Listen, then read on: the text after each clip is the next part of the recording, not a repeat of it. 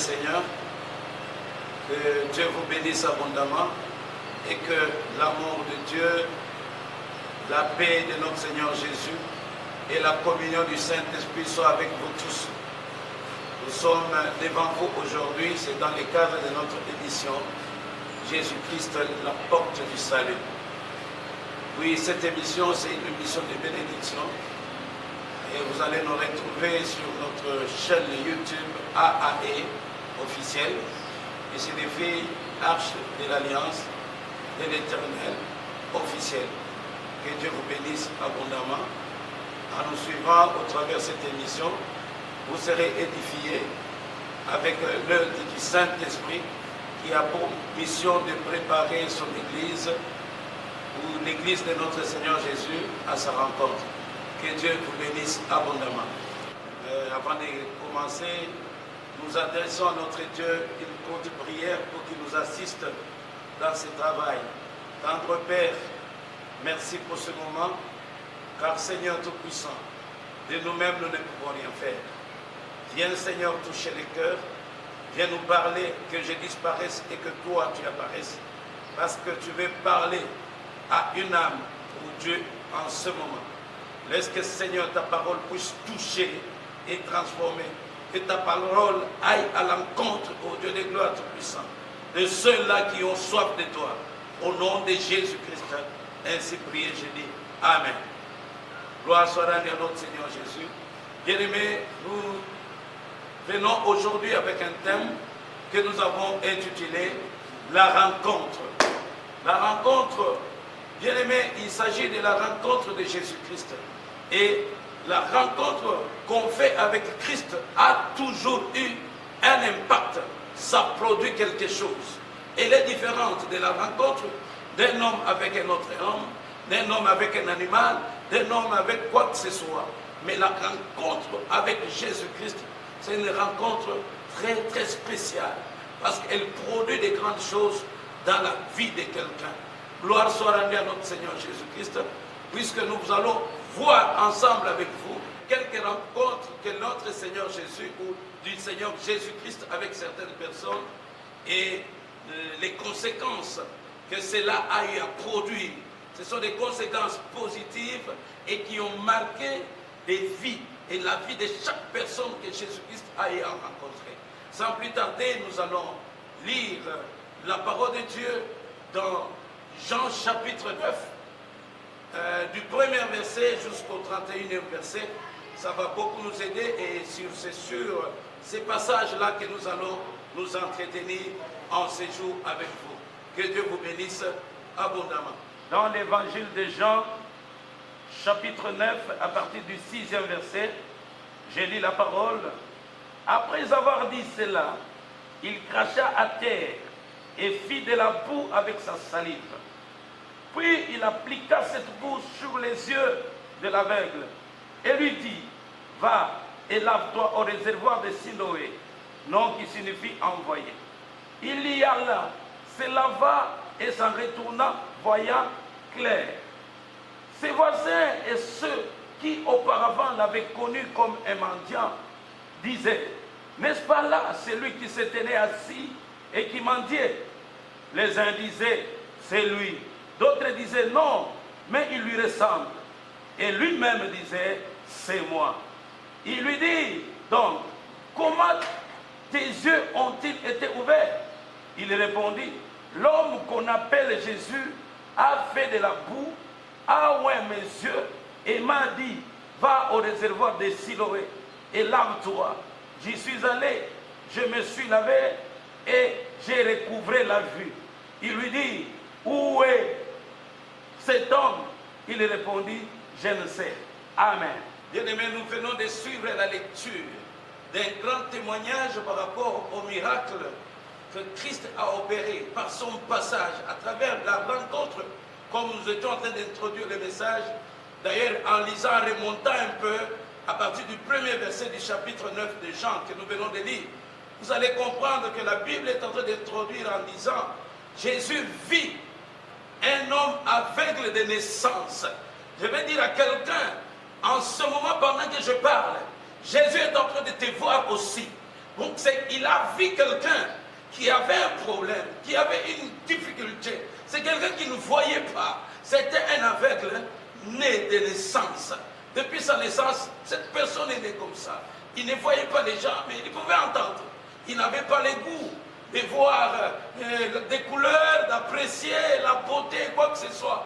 Parce qu'il était aveugle, il n'avait pas les yeux. Bien-aimé dans le Seigneur, tout a commencé par cette rencontre. Cette rencontre que l'aveugle né n'avait jamais prévu. Lui, il était là, assis, il attendait qu'on lui remette quelque chose en tant que mendiant, quelqu'un qui ne pouvait pas travailler.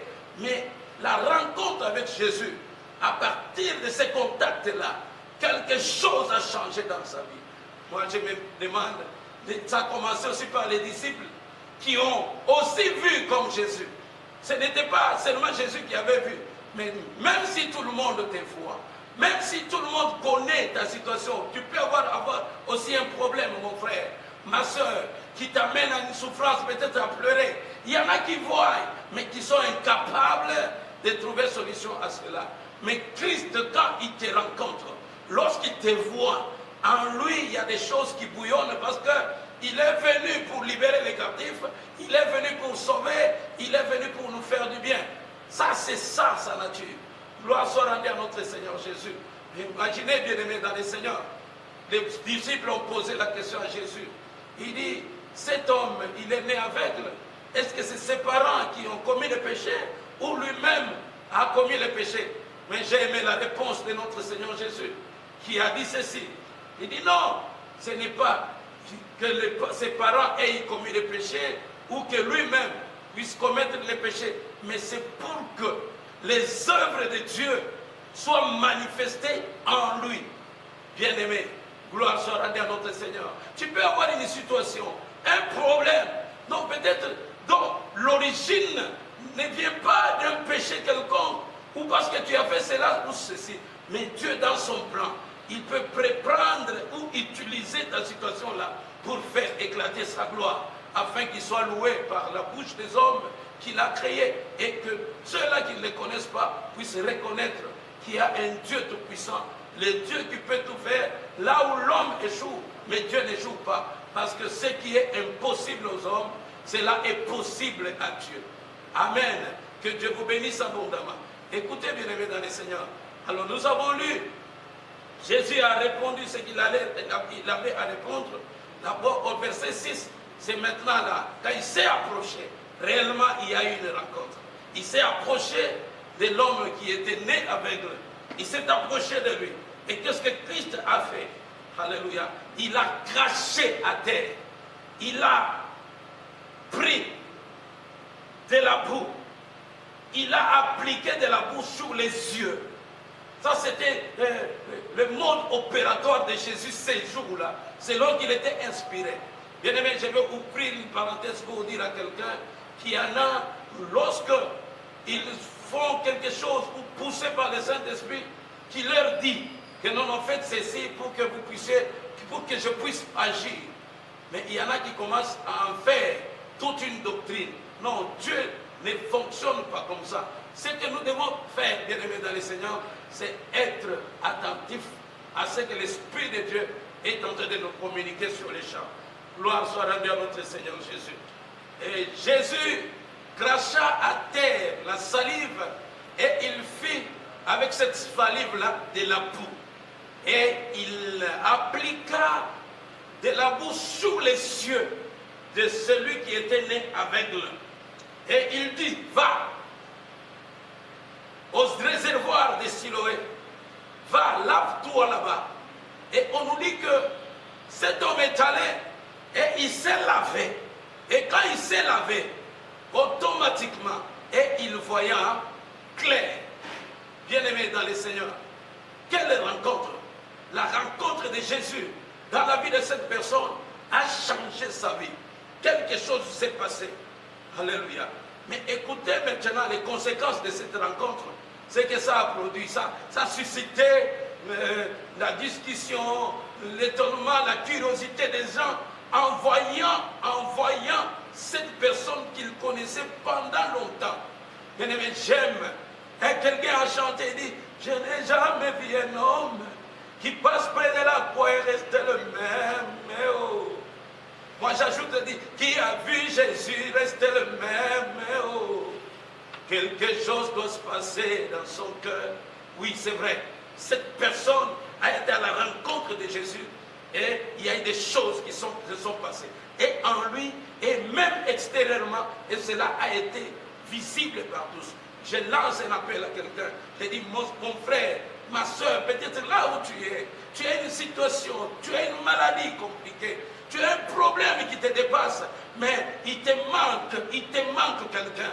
Bien-aimé, désire que Jésus-Christ te rencontre, que Jésus vienne dans ta vie pour te faire du bien. Il est compatissant, il est un Dieu amour, il est puissant et rien ne peut lui résister lorsqu'il agit. Alors, dans la vie de cette personne, cet homme qui était né aveugle, quelque chose s'est passé et cela a affecté tout le monde. Ça a été visible par tous. Au verset 8, on nous dit, ses voisins et ceux qui auparavant l'avaient connu comme un mendiant et disaient, n'est-ce pas là celui qui se tenait assis et qui mendiait? Les uns disaient, c'est lui. D'autres disaient encore, non, mais il lui ressemble. Et lui-même, qui avait vécu la chose, qui avait expérimenté ce miracle, il disait, c'est moi. Écoutez la suite, bien-aimés. La question des gens qui lui posaient la question, qui s'interrogeaient entre eux. Ils lui dirent donc, comment tes yeux ont-ils été ouverts? Il répondit, l'homme qu'on appelle Jésus a fait de la boue. Bien-aimés, écoutez la suite, cette révélation, et comment est-ce que l'Esprit du Seigneur m'a enseigné cela. Il a dit, et ah ouais, messieurs, il n'a pas dit comme l'apôtre Jean lui-même a expliqué, parce qu'il voyait ce que Christ faisait avec ses yeux. Mais celui qui a senti et expérimenté cela, il n'a pas dit que non, il a appliqué de la boue. Il a oint, messieurs. Bien-aimés, lorsque nous parlons du verbe oindre, ça ne concerne que de l'huile, ça ne concerne que de la graisse et non pas de la boue. C'est que dans la vie de cet homme et dans son esprit, lui, il sentait autre chose. Et c'est ce qui vient se joindre avec Christ lorsqu'il parle dans Luc chapitre 4, à partir du 18e verset. Il dit, l'Esprit du Seigneur est sur moi, car il m'a oint. Parce qu'il m'a oint pour faire quoi? Pour annoncer une bonne nouvelle aux pauvres, pour rendre la vue aux aveugles. Alléluia. Gloire soit rendue à notre Seigneur Jésus. Bien-aimé, cette onction que Jésus avait reçue, il a été oint pour oindre afin de guérir, pour oindre afin de donner la paix, pour oindre afin de guérir les cœurs brisés. Il a oint cet homme.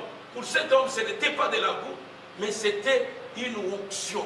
Il a senti que, et il a oint mes yeux. Et il m'a dit, va au réservoir de Siloé, lave-toi. Il dit, je suis allé là-bas, je me suis lavé et j'ai vu. Gloire soit rendue à notre Seigneur Jésus. Bien-aimé, retenons une chose. Il a dit, l'homme qu'on appelle Jésus. Bien-aimé, nous devons faire attention quant à ce qui concerne la rencontre avec Jésus. Dieu, dans son amour, il peut rencontrer quelqu'un, il peut faire du bien à quelqu'un, même si cette personne ne le connaît pas encore bien. Alléluia. Gloire soit rendue à notre Seigneur Jésus. Donc cette personne, il avait l'information d'un homme qu'on appelle Jésus, parce qu'il ne l'avait jamais vu. Même quand il lui a demandé, va au réservoir de Siloé pour t'y laver, Jésus était déjà parti. Il avait laissé seulement la boue là sur ses yeux, ce que cet homme appelle l'onction sur ses yeux. Et quand il s'est lavé, il a vu. Il ne connaissait pas. Oui, il avait l'information, mais il ne connaissait pas Jésus. Mais l'objectif de Jésus-Christ, lorsqu'il te rencontre, il veut que tu les connaisses. Il veut que tu les connaisses. Cet homme ne les connaissait pas. Et quand on lui avait dit, où est-il? Il dit, je ne sais pas. Oui, effectivement, Jésus-Christ était parti. Ça, c'est aussi un enseignement pour nous tous, serviteurs, servants de Dieu. Dieu opère un miracle par toi. Cherche à t'effacer. Aujourd'hui, les gens détournent que par là. On cherche à tout publier, non, comme si c'était par notre puissance. nous devons chercher à élever le roi des gloires et le Seigneur des seigneurs. Bien-aimés dans le Seigneur, je suis dans la joie lorsque je vous parle de ces choses, parce que je sens que Jésus-Christ est vraiment puissant. Rien ne peut l'arrêter et il ne peut jamais échouer devant n'importe quelle situation. Il est le roi des gloires et il est la solution à tous nos problèmes. Alors cet homme, ayant expérimenté ces miracles, lui qui ne voyait pas hier, lui qui est né toute sa vie et il ne voyait pas, il était dans l'obscurité, mais ces jours-là, quelle grâce, il était dans la joie. C'est sûr, si j'étais à sa place, je commencerais à sauter, à danser, à crier partout. Mais écoutez, bien-aimé, Christ vient de faire ce qui est bon. Il ne rencontre avec une personne, bien-aimé, mais les autres qui sont à côté. Bien-aimé, l'interprétation de ceux qui sont à côté de nous ne doit pas nous bloquer. Quelque chose de bien, mais ça commence à susciter des discussions. Il fallait commencer à les traîner. Quand il a répondu comme cela, ils ont jugé bon d'aller les présenter devant les pharisiens pour que ces derniers soient jugés. Qu'est-ce qu'il avait fait? Ça, c'est l'attitude des hommes. Ça n'a pas commencé aujourd'hui. Des temps anciens, avant même que Jésus ne vienne. Mais quand Jésus est venu, nous avons vu ces choses. Même aujourd'hui, il y en a qui s'élèvent, vous commencez à contester, vous commencez à douter même de Jésus lui-même, vous commencez à douter de l'origine d'un certain miracle, d'une certaine guérison. Bien-aimés, élevons notre Dieu, le Créateur du ciel et de la terre, le Seigneur de gloire, lui qui est élevé au-dessus de toute domination, au-dessus de toute autorité, au-dessus de toute puissance. Lorsqu'il ordonne, la chose arrive. Gloire soit rendue à notre Seigneur Jésus. Alors cet homme-là a été traîné devant les pharisiens. Et les pharisiens lui posèrent la même question, celle de savoir comment est-ce qu'il avait recouvré la vue. Et à cette personne de répondre, il avait dit, oui, il a fait de la boue et il a appliqué sur mes yeux. Et là, j'ai vu, je me suis allé me laver au réservoir de Siloé et j'ai vu clairement. Or, bien aimé, les pièges pour les pharisiens au travers de leurs questions se trouvaient au niveau du sabbat. Il dit, or, la Bible nous dit, or, Christ avait fait cela le jour de sabbat. Oui, ils ont trouvé une occasion pour chercher à accuser Jésus-Christ. Or, la vision de Christ sur l'homme et la vision des pharisiens sur l'homme était différente. Parce que la vision de Christ sur l'homme, cette vision amène l'homme au-dessus même de la loi. Parce que quelque part, il dit, le sabbat a été fait pour l'homme, mais l'homme n'a pas été fait pour le sabbat. Bien-aimé, lui qui a la valeur et qui estime mieux la valeur d'une âme, il sent que l'homme a plus de valeur, plus que cette loi de sabbat-là. Il est le bienfaiteur et lui-même, en étant le maître de sabbat, rien ne pourrait l'empêcher en ce qui concerne de faire du bien dans la vie de quelqu'un. Cet homme souffrait, il ne voyait pas et personne ne lui venait en aide. Mais quand l'occasion s'est présentée au travers de cette rencontre avec Jésus, Jésus ne pouvait pas s'empêcher, ne pouvait pas lui dire « Va, je viendrai te faire ça demain, je viendrai te guérir demain ». Non, c'est au même instant que l'onction est disponible que Jésus-Christ devait la libérer pour une guérison de quelqu'un, pour un miracle de quelqu'un.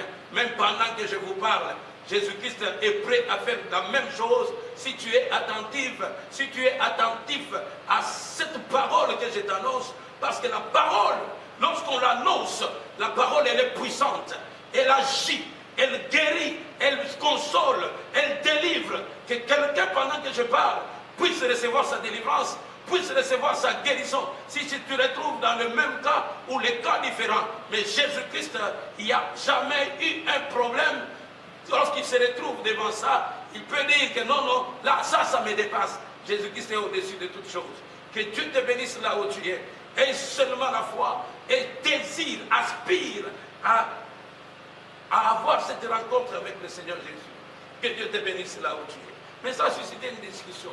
Pour les pharisiens, après avoir entendu la réponse de cet homme, alléluia, le verset 16 nous dit, sur quoi quelques-uns des pharisiens disent, cet homme ne vient pas de Dieu, car il n'observe pas les sabbats.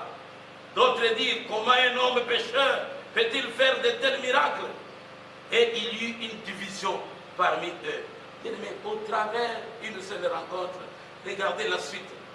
Parce que Christ a fait, il y en a même qui se divisent, il y en a même qui discutent, qui se tiraillent sur ce qui concerne la loi et ceci. Mais bien Jésus est venu avec la grâce. Là où la grâce vient, bien-aimé dans le Seigneur, il doit s'exprimer.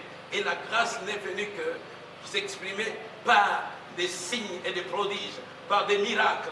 Selon que Jésus-Christ lui-même, qui est venu introduire la grâce, a été loin pour faire de telles choses.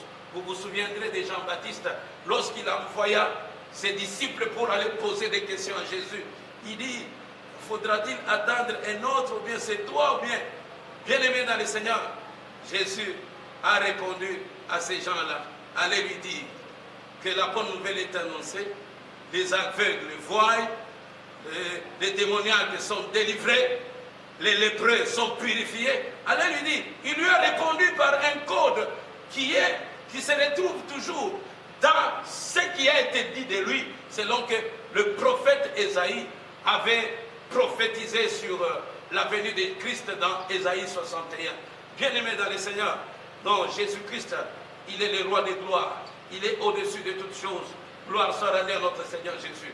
L'intelligence humaine, la connaissance des pharisiens a commencé à susciter des problèmes, à créer des discussions. Mais ici, il est question de foi. Je te dis là, toi tu es là, mon frère, ma soeur, que si à ce niveau, toi tu marches toujours avec l'intelligence, la logique de ce monde, ce qui concerne la foi, n'a pas besoin de ces choses. Il faut seulement croire. Si tu crois en la parole de Dieu, bien aimé, le miracle va se manifester dans ta vie. La guérison va entrer dans ta vie et tu verras la gloire de Dieu. Que Dieu soit loué. Amen. Il dit encore à l'aveugle, toi, que dis-tu sur ce qui t'a ouvert les yeux? Bien aimé, est-ce qu'on peut poser la question sur ce qui concerne les miracles? Est-ce qu'un miracle s'explique? C'est du surnaturel. C'est au-delà de l'intelligence humaine. Bien aimé, je vais te dire ceci. Peut-être si tu réfléchis beaucoup, tu te poses des questions, comment cela arrivera-t-il? Est-ce que quelque chose peut se faire? Je t'invite, bien aimé, dans le Seigneur, cherche la rencontre avec Jésus-Christ. Tu dois chercher la rencontre avec Jésus-Christ, parce que Jésus-Christ est la solution au problème. Il est le Dieu qui guérit. Nous l'appelons Shova Rapha. Par lui, par les meurtrissures duquel nous sommes guéris. La guérison en Jésus-Christ est disponible. Et le miracle est encore là. Le temps des miracles n'est pas encore passé. Parce que Jésus n'a pas changé. Il est le même hier, aujourd'hui et éternellement. S'il a fait quelque chose pour celui qui est né aveugle, s'il a ressuscité même les morts, s'il a guéri des malades et délivré ceux qui sont possédés, même aujourd'hui il va le faire parce qu'il n'a pas changé. Mais il a besoin que tu viennes à sa rencontre. Jésus-Christ est prêt, il ne va pas te refuter, il ne va pas te chasser. Il veut que tu viennes à lui parce qu'il est amour. Il est le Dieu compatissant, comme j'ai toujours eu l'habitude de le dire. Gloire soit rendue à notre Seigneur Jésus. Bien-aimé, assister les problèmes, on lui a posé des questions. Comment? Qu'est-ce que toi tu peux expliquer? Il n'avait pas expliqué. Gloire à Dieu. À tel point qu'ils sont allés loin. Ils ont invité même ses parents pour qu'ils viennent confirmer si c'est réellement leur fils qui est né aveugle et qu'aujourd'hui ils commencent à voir. En posant la question, ils ont douté. Ils ont douté. Ils disent non, est-ce que réellement cet homme, parce qu'ils n'ont pas voulu croire au miracle. Bien aimé, il faut croire au miracle. Des fois, si on ne voit pas de miracle s'opérer aujourd'hui, c'est parce qu'on ne croit pas en sa parole, en la parole de notre Seigneur Jésus. La parole de Dieu est puissante, elle est efficace, elle est plus tranchante qu'une épée quelconque à deux tranchants. Elle est pénétrante jusqu'à séparer âme et esprit. J'intuise moi. C'est ce que nous dit Hébreux 4, verset 12. Bien-aimé, la parole de Dieu, c'est la vie. Elle est puissante. Gloire soit rendue à notre Seigneur Jésus. Alléluia. Alors cet homme a cru quand on lui avait dit va te laver. Il pouvait dire mais tu veux me laver comment? Il n'a pas discuté parce qu'il a cru. Il est allé, il a agi en fonction de la parole qu'il a reçue et il est allé vivre son miracle. Bien-aimé, tu dois croire aussi à la parole de Dieu. Si on te dit que Dieu guérit, il est le Dieu guéri. Il peut faire ceci pour toi. Crois, même si tu sens que ta situation est très compliquée, c'est compliqué devant les hommes, pas devant Dieu. Parce que Dieu est tout-puissant, il n'échoue jamais. Gloire soit rendue à notre Seigneur. Bien-aimés, les témoignages est long de ces passages que nous avons lus et que nous allons continuer. Parce que je vous donne, ça c'est la première partie, et nous allons suivre la suite. Alors ils ont convoqué les parents, ils leur ont posé la même question. Est-ce que c'est votre fils que vous vous dites, écoutez ces doutes, que vous vous dites être né aveugle? C'est un doute. Donc c'est des gens qui n'ont pas cru en Jésus, les pharisiens. Ils ont même dit non, nous sommes serviteurs de Moïse. Celui-ci, nous savons d'où il est. Bien-aimé, que Dieu soit loué. Et qui étaient docteurs de la loi, et qui étaient des gens forts, qui se révélaient toujours à la loi, ils devaient les connaître parce que la loi a parlé de Jésus-Christ qui devait venir. En tant qu'un prophète, en tant que Moïse a dit, gloire soit rendue à notre Seigneur Jésus. Alléluia. Que Dieu vous bénisse abondamment. Nous sommes arrivés à la fin de cette première partie. Et la deuxième partie sera pour bientôt. Je vous invite à nous suivre et à partager ces messages avec plusieurs, parce que je sais que Dieu va vous bénir, vous qui nous suivez. Partagez le lien, et notre lien YouTube AAE officiel. Si vous n'avez pas une église d'attache, nous vous donnons notre adresse. Nous sommes dans la ville de Kinshasa, RDC, dans la commune de Kintambo, quartier Chinkela, précisément sur l'avenue Lubudi, numéro 94. C'est là que nous sommes. Que Dieu vous bénisse abondamment. Et comme programme spécial, nous avons nos cultes le dimanche de 8h30 à 11h30, parce que nous avons changé. Avant, on commençait à 9h juste, jusqu'à 12h. Nous avons un peu reculé. De 8h30, désormais, jusqu'à 11h30. Et chaque mardi, nous avons le culte d'enseignement de 17h à 19h30. Chaque mercredi, je reçois à mon bureau les différents cas. Tu as un problème spirituel, tu viens pour un entretien.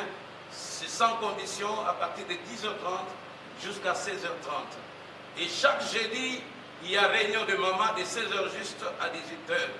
Et vendredi, nous avons un culte spécial de prière, délivrance, guérison, et de bonnes nouvelles, guérison, miracle, à partir de 13h juste jusqu'à 19h30.